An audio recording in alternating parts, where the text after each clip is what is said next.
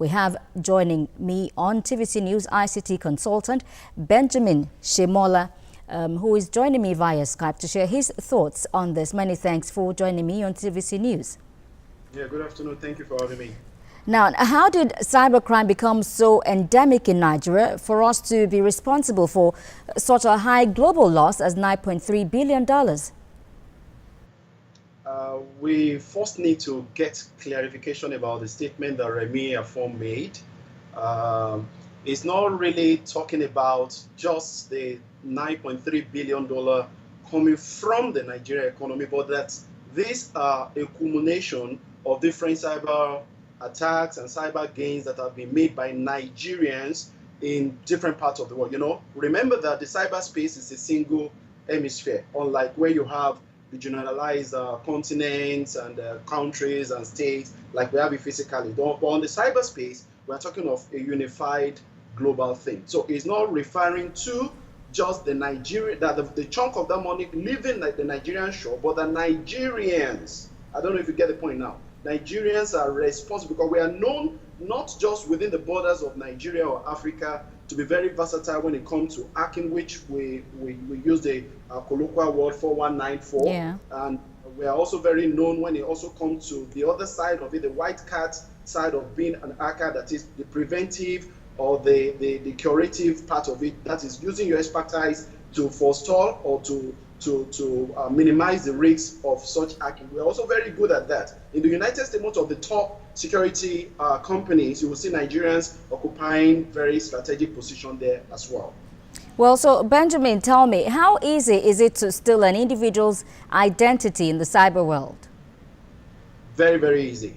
I do inform my clients and I tell people everywhere in the world that the greatest mistake of our era is the fact that we're all jumping at the smart world, not considering the security implications.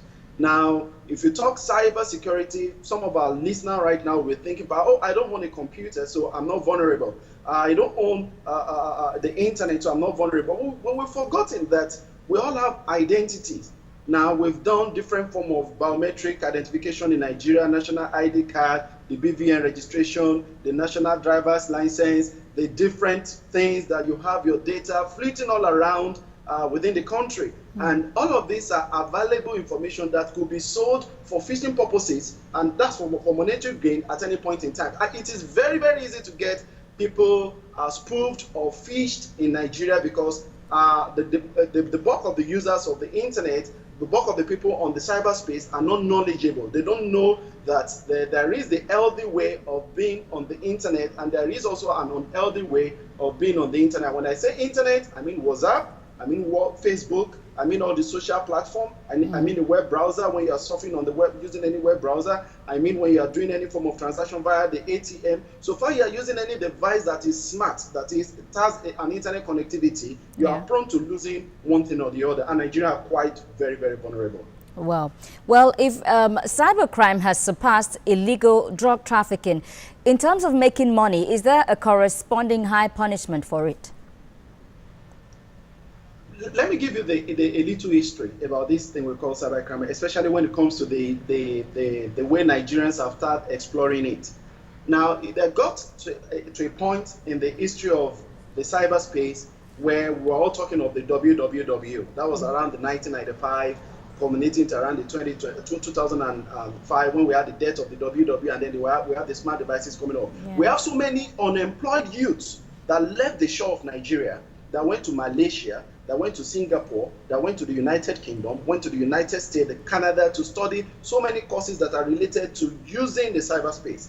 All of these people came out with that empowerment and yet having no jobs. So they resulted, because there's even a particular documentary by BBC about the genesis of 419, you see that it all came when the government failed to pay the school fees of some of these Nigerians that are studying some of these courses abroad. So they have to now fend for their lives. So they have to now start using the other side to what their capabilities or their professional learning are, which is not now what culminated to the 419 thing we are talking about. But I can tell you truly that the entire global space is facing a threat, not just Nigeria.